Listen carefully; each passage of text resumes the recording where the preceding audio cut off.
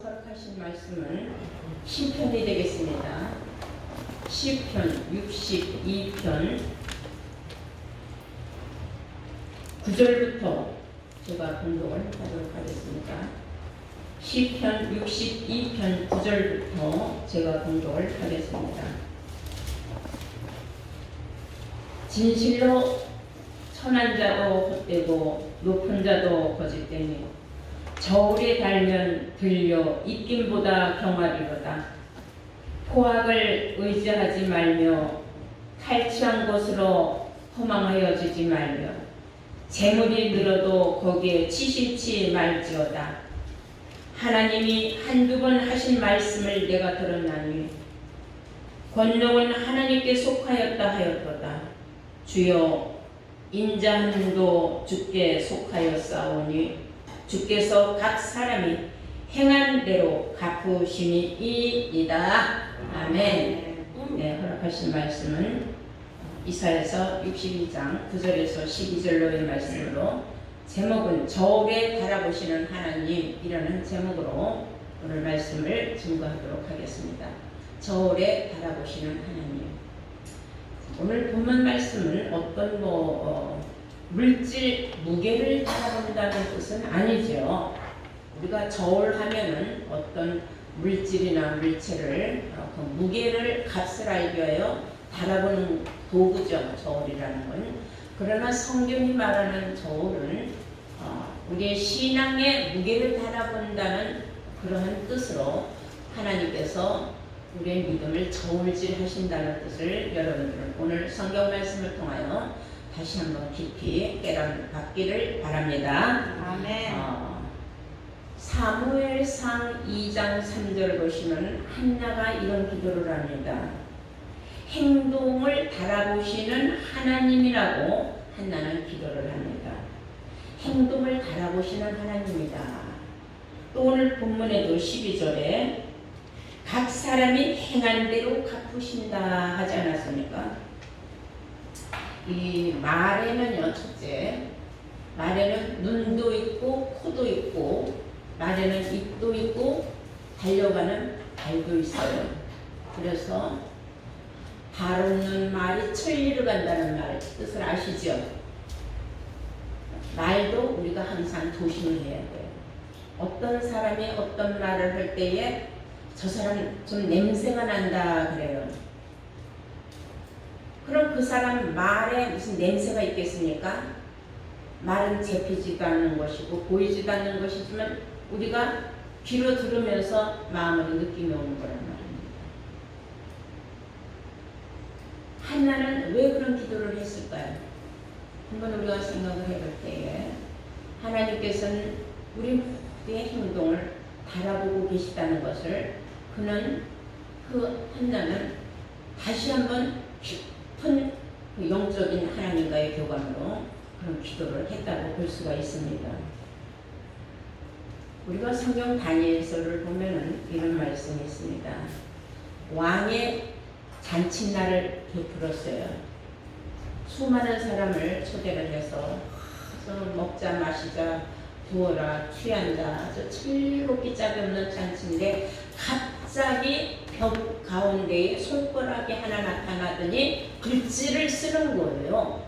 뭐라고 글씨를 쓰느냐 하면 메네메네 대겔 우바르신 이라고 딱 써있습니다. 왕이 첫째는 그 글의 내용은 몰라도 벽에 갑자기 어떤 손가락이 나타났다는 그 자체만으로도 얼마나 무릎이 그냥 부딪히고 오금이 저리고 놀랬다고 성경은 나와 있어요. 그때에 다니엘이 불렀어요. 이 메네메네 대겔 우바르신이라고 하는 이 말의 뜻이 뭐냐고 왕이 이 말의 뜻을 물어보니까 아무도 거기에 대해서 해석을 못하는데 누가 해석을 하느냐면 다니엘이 해석을 합니다. 뭐라고 해석을 하느냐 하면은 대겔이라는 것은 왕이 저울에 달려서 무게가 적었다는 뜻이다 그랬어요. 가볍다. 무게가 왕이 저울에 달려보니 형편없다 그런 뜻이라고 알려줍니다. 너무나 부족함이 많이 보였다. 왕으로서. 자, 이런 말씀을 우리가 한번 다니엘서 볼까요? 다니엘서 5장이 되겠습니다.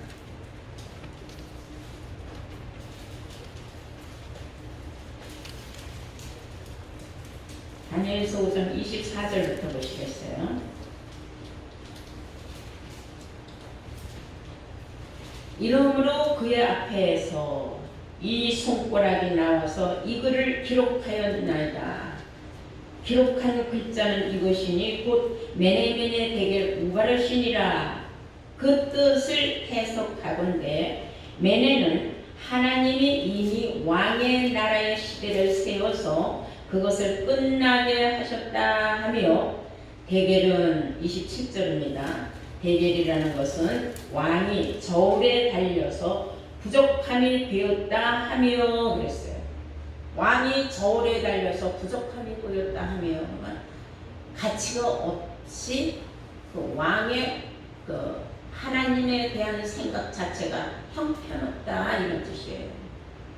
그는 육신적으로 너무 자기가 왕이 된 것만 기쁘고 즐거워서 많은 사람들을 불러다 놓고 잔치를 했지만, 왕의 하는 것이 너무나 하나님 보시기에 못마땅하셔서 하나님께서는 손가락으로 벽에다 글을 쓰게 되었고, 그 글을 보고 놀라고 손가락을 보고 놀란 벨사살 왕이 이 글의 뜻이 뭐냐 하고 물어봤을 때 결국은 그 글의 뜻은 이겁니다 하고 다니엘이 알려줬어요.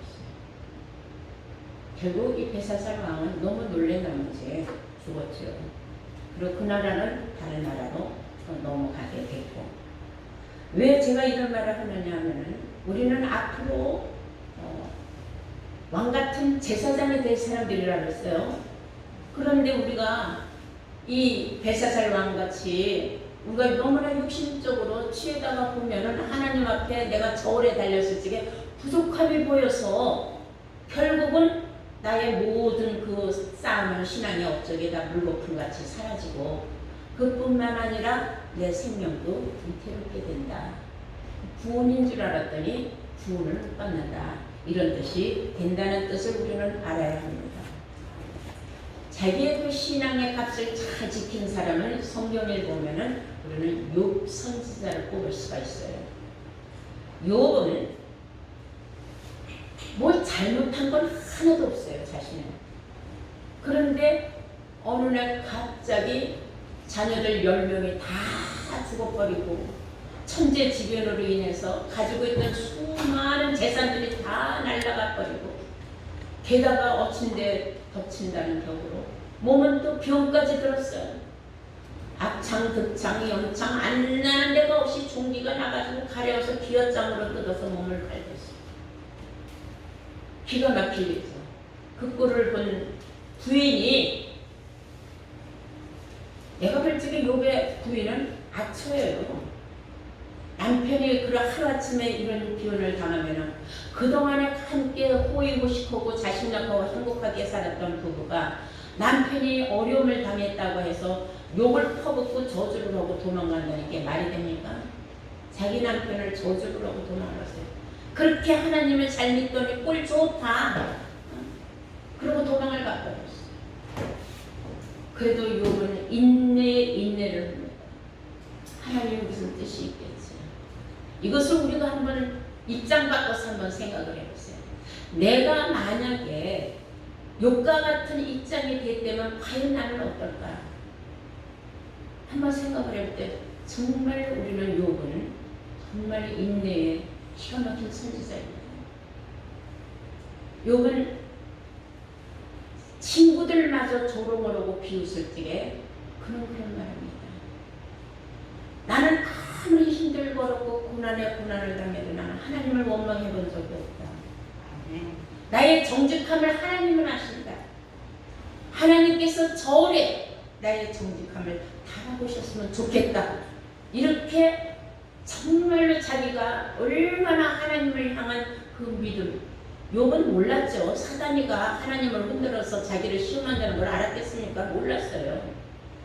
이와 같이 우리도 알게 모르게 나는 나 나름대로 최선을 다해 하나님을 잘 믿는데 어느 날 갑자기 나한테 어떤 우환이 온다든지 고난이 온다든지 환난이 오면은 하나님을 원망하지 하나님의 뜻을 생각하지 않는다는 거죠.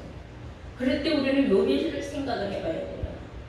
욥기는 아무런 잘못도 없는데 그렇게 경건한 믿음의 생활, 경건한 삶을 살았는데도 불구하고 그런 환난이 왔었을 적에 그는 영문은 모르지만 하나님께 대한 한 번도 원망이나 하나님을 향하여 정말 불평한 마디 안 했다는 거예요. 욥기 31장을 한번 볼까요?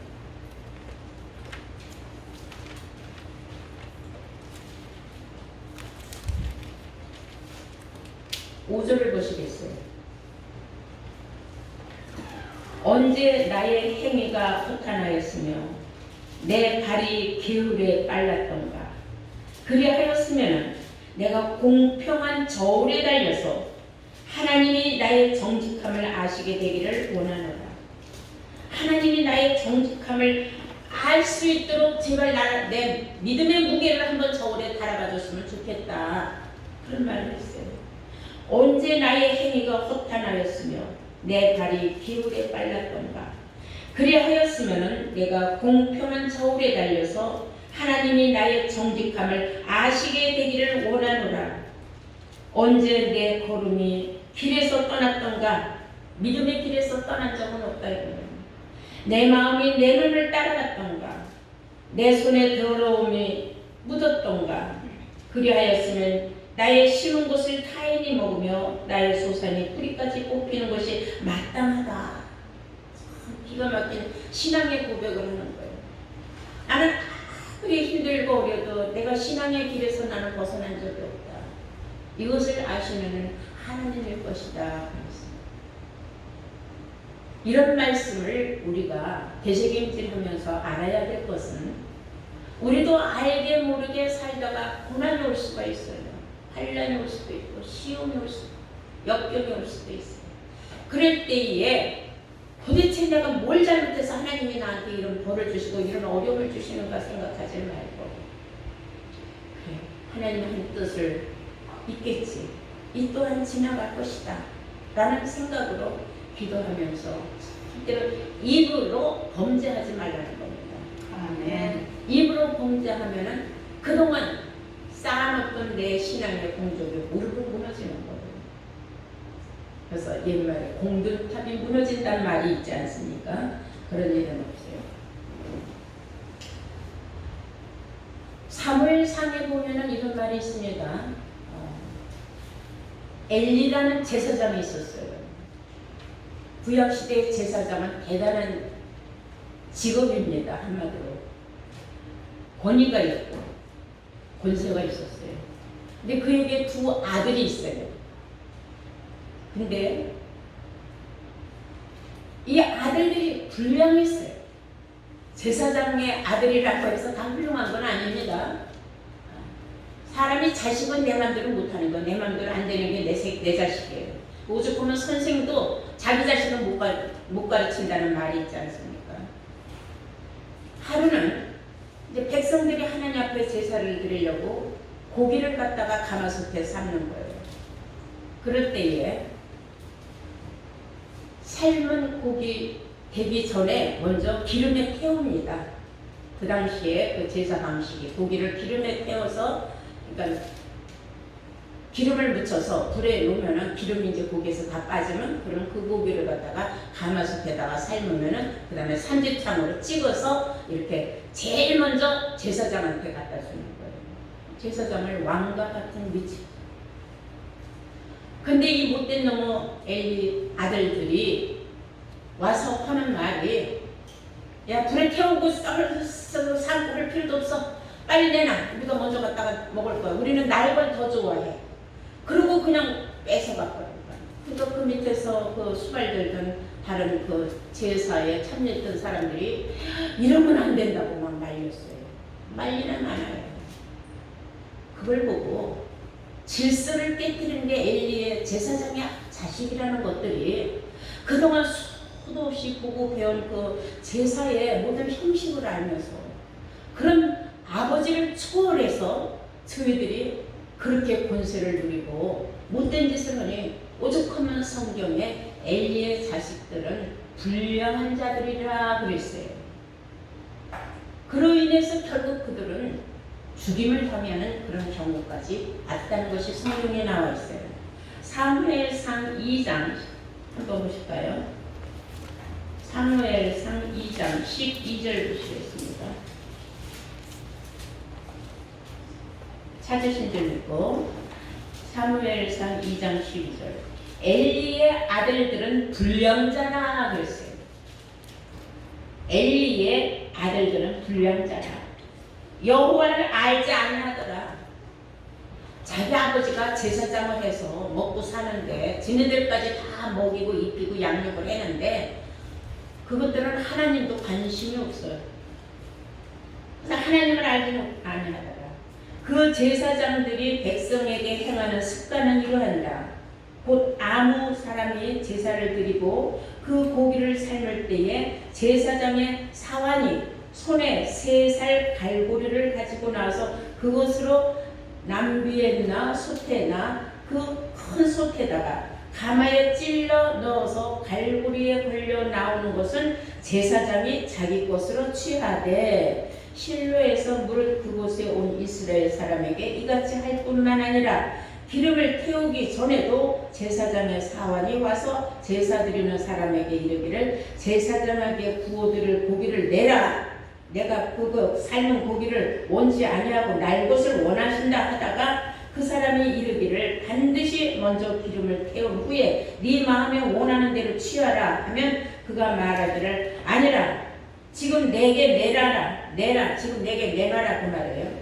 그렇지 아니하면 내가 억지로 빼앗으리라 하였으니 이 소년들의 죄가 여호와 앞에 심히 크면 그들이 여호와의 제사를 멸시함이었더라. 자요.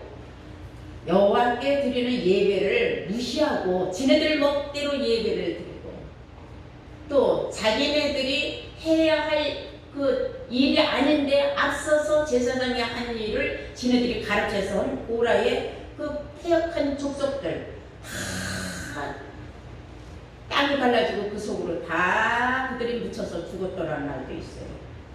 근데 엘리의 제사장들도 이렇게 불량했어요. 얼마나 불량했으면 하다못해 하는 짓거리까지 하나님 앞에 드리는 제사도 멸시했더라고 그러지 않았습니까? 이 불량한 자식들. 결국은 어떻게 됐나 볼까요? 사무엘상 4장 11절을 보시겠습니다. 사무엘상 4장 11절. 하나님의 괴는 빼앗겼고 엘리의 두 아들 홈니와 비느하스는 죽임을 당하였더라 그랬어요. 결국 그들은 죽음을 면치 못했다. 죽임을 당했다는 거예요. 다살을 당했다는 거예요. 수명을 다 살지 못하고 남에 의해서 죽임을 당했다. 그래서 하나님의 제사를 멸시하면 절대로 안 됩니다. 예배를 우습게 하는 사람, 예배를 가볍게 생각하는 사람들은 안 되는 겁니다.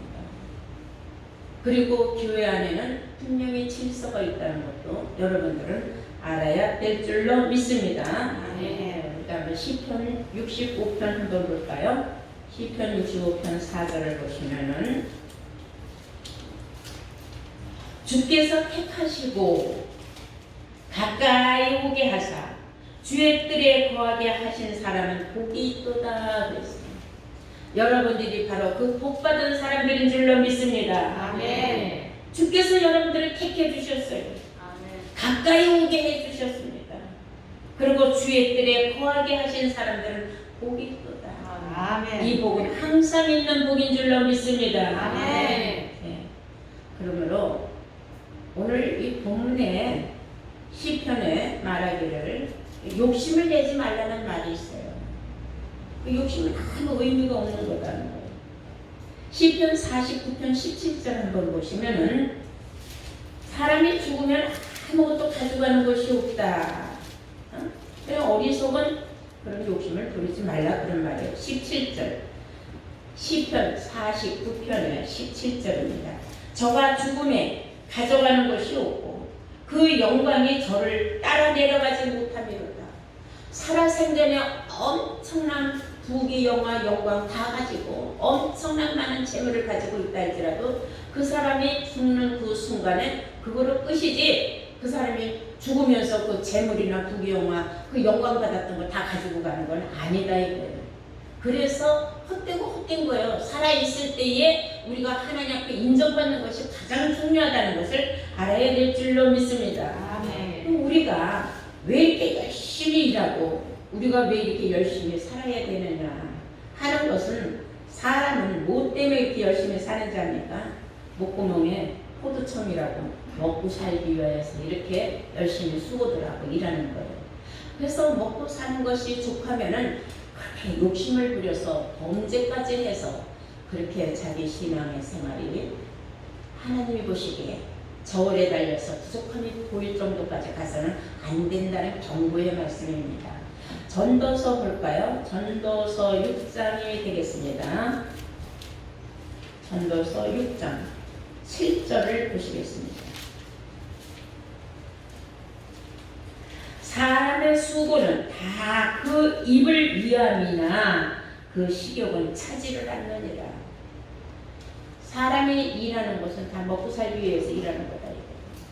그런데 배가 부르면 그만 먹고 수저도 놔야 되는데 끝이 없다는 거예요. 계속 다고 하고서 배가 터지도록 먹어도 터지는 줄도 모르고 먹는다. 이것은 먹는 것을 비유한 거지만 사람이 살아가면서 내가 의식주가 해결이 되면 감사함으로 살아야 돼요. 그런데 그 이상의 것을 자꾸 욕심을 내면은 그것은 하나님이 원하지 않는다는 걸 우리는 알아야 됩니다. 우리가 신앙생활하면서 가장 중요한 것, 내가 참 하나님을 잘 믿고 보니 내가 참 모든 일이 술술 풀리고 너무 참 잘 돌아간다. 그러면 신바람 나서 감사가 막 끊임없이 나오잖아요. 하나님 앞에 영광돼요. 근데 어려운 일이 생기면 또 내가 왜 이러느냐 저러느냐고 불만 불평 불안 초조 막 근심이 또 엄습해서 몰려오는 게 또 이게 또 사람 마음이에요. 그래서 성경은 이렇게 말하고 있습니다. 전도서 7장 14절을 보시면은 형통한 날에는 기뻐하고 곤고한 날에는 생각을 하라. 하나님이 이 두 가지를 병행하게 하사 사람으로 장래일을 위해 헤아려 알지 못하게 하느라. 내일은 우리 인간은 아무도 모른다. 다만 내가 오늘 기분 좋고 좋은 일이 생기면 조그만 일을 해도 감사하며 노래를 부르고 하나님 앞에 감사하고, 내가 정말로 어려운 일이 생기면 생각을 좀 해야 돼. 내가 왜 이런 어려운 일이 생겼을까? 두 번 다시 내가 이런 어려운 일을 만들지 않으려면 내가 욕심을 부렸구나 하는 걸 먼저 깨달아야 된다는 겁니다.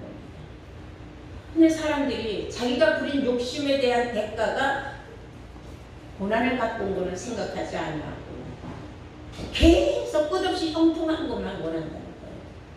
근데 인간에게는 형통한 날도 있지만은 고난을 자초해서 가지고 오는 날들도 있다. 이 두 가지를 잊지 말아라. 하나님이 하시는 일, 우리 인간에게 내일 일은 아무도 모르는 거예요.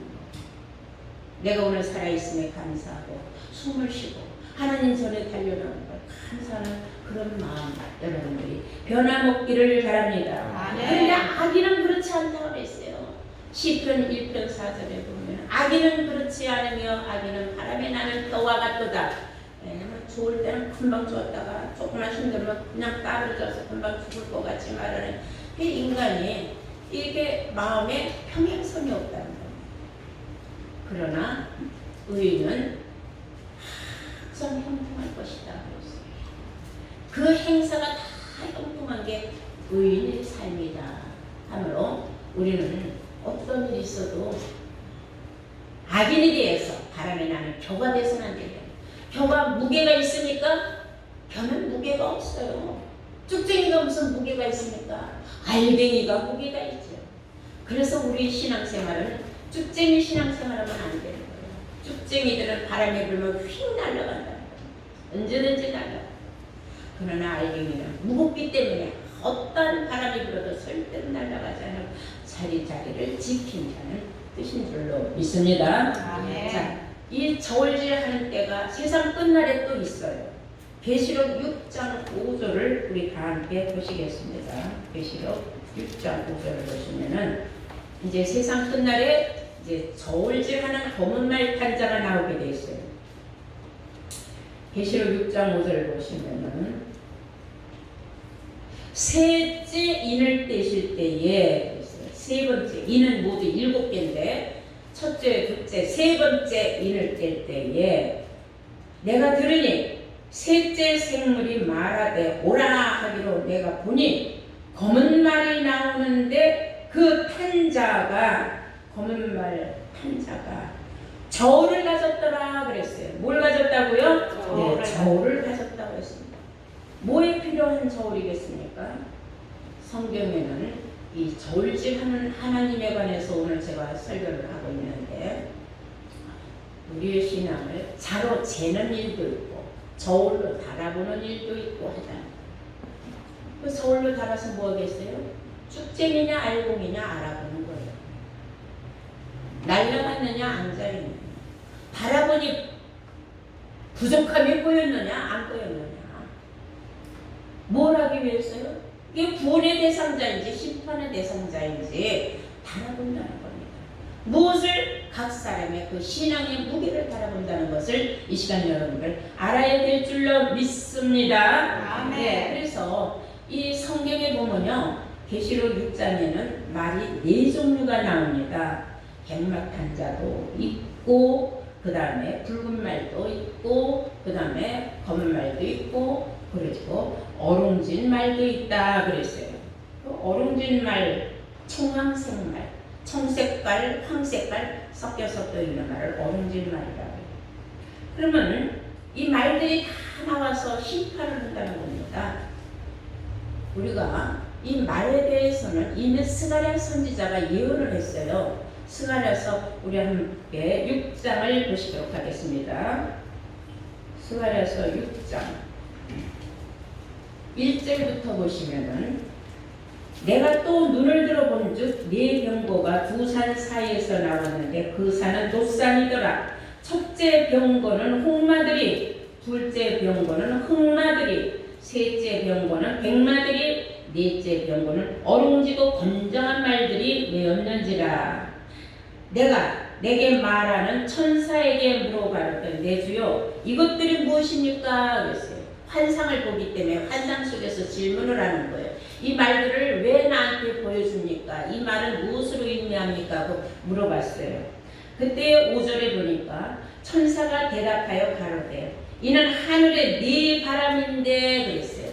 여기에서는 네 바람으로 비유하고 있고 계시록에서는 뭘 비유하고 있냐면 네 생물의 명령을 따라서 네 말들이 출현을 하는 것을 성경은 해답을 알려주는 거예요.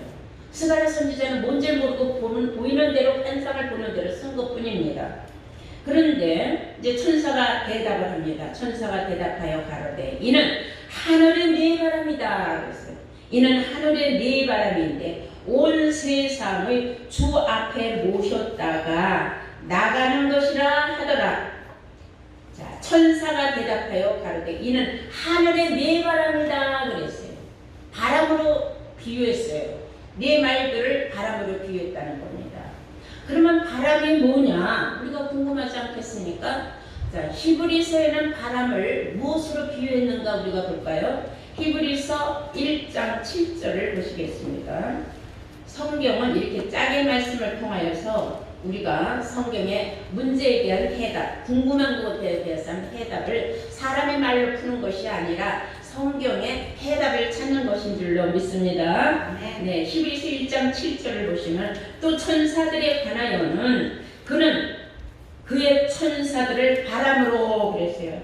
천사들을 바람으로 그의 사역자들은 불꽃으로 삼으느니라 그랬어요. 천사들을 바람이라 그랬어요. 네 말들이 바람이다. 바람은 천사들이다 그랬어요. 그럼 그 천사들은 바람인데 바람은 무엇을 비유했느냐? 에레미야 5장 13절을 보시겠습니다. 에레미야 다 함께 찾아보세요. 5장 13절. 선지자들은 바람이라 그랬어요. 자, 스가랴 선지자는 주 앞에 서 있던 하늘의 네 바람이라고 했어요. 그 말들이. 그런데 에레미야 선지자는 말하기를 선지자들이 바로 바람이다 그랬어요. 말들이 온 주 앞에 서 있다가 하늘의 네 바람으로 나갔다. 그 바람은 또 선지자들이다. 그 선지자는 또 선지자인데 어쩐 선지자인가 보니까 에레미야 5장 13절에 보니까 선지자들은 바람이라 그랬어요. 선지자들은 바람인데 두 종류의 바람이 있다 이거예요. 자 보면은 말씀이 그들 속에 있지 아니한즉 그랬어요. 말씀이 없는 선지자도 있고 말씀이 있는 선지자도 있다는 것을 아시기 바랍니다. 아멘. 주 앞에는 염소도 있고 양들도 있다고 해요. 주 앞에는 의인도 있고 또한 죄인도 있다고 하지 않았습니까? 주 앞에는 선도 있고 악도 있고. 그러므로 알고 보니까 이 말들은 바람인데 어떤 바람이냐면 말씀이 없는 선지자가 아니라 말씀이 있는 선지자라는 겁니다. 그들이 뭘 하러 갔어요? 저울을 들고 다 나갔다 그랬어요. 저울을 들고 뭐 하러 나가요? 자, 누가 구원받게 합당하냐? 누가 심판받게 합당하냐? 저울로 달아보자. 달아보는 거예요. 이때에 우리 모두가 당당하게, 그렇죠? 당당하게, 네, 나도 달아보시죠. 욕과 같이. 내가 어떠한 일이 있어도 나는 주 앞에서 떠난 적이 없으니까 당당하게 내 믿음을 달아보시죠.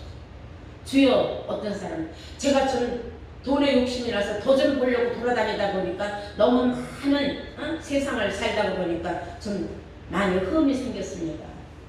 부족함이 보이겠죠. 우리는 부족함이 보이지 않아야 돼요. 하나님이 원하시는 것은 부족함이 보이지 않아서. 하나님이 용납하는 게 있고 용납하지 않는 게 있다는 걸 우리는 알아야 됩니다. 그래서 성경은 말하고 있습니다. 로마서 8장 18절에 보면은 우리가 현재 어떤 고난이 있다 할지라도 장차 우리가 받을 영광과 좋게 비교할 수 없다. 아멘. 네? 우리가 그 저울에 달려서 내가 부족함이 보이지 않으면 그 영광, 받을 영광을 생각하면 말할 수 없는 축복이다 이거예요. 그런데 내가 지금 자꾸 마음에 욕심이 생기고 자꾸 딴 생각이 생겨서 정말 저울에 들려서 형편없이 부족함이 보인다면 그날에 나 역시 슬피 울며 이를 갈 자가 되지 않는다고 누가 보장하겠습니까? 이제 오늘 말씀 왜 저울에 우리를 달아보시는지 여러분들 다 아셨다면은 오늘 본문 말씀을 읽고 마지막으로 우리 마치도록 하겠습니다. 시편 62편 9절입니다.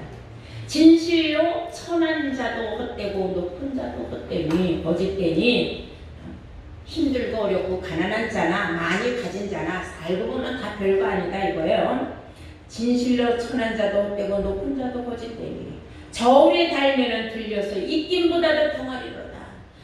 저울에 달아보면 다 별별 일이 없다는 겁니다. 고학을 의지하지 말고 탈취하는 것으로 허망하여지지 말고 재물이 늘어도 거기에 치심치 말지어다. 재물이 는다고 재물에 자꾸 마음을 깊이 두지 말라는 겁니다. 재물이 많으면 발 뻗고 잠도 못 잔다. 재물을 지켜야 하니까. 더 많은 걸 지켜야 하니까. 더 많이 또 벌어들여야 하니까.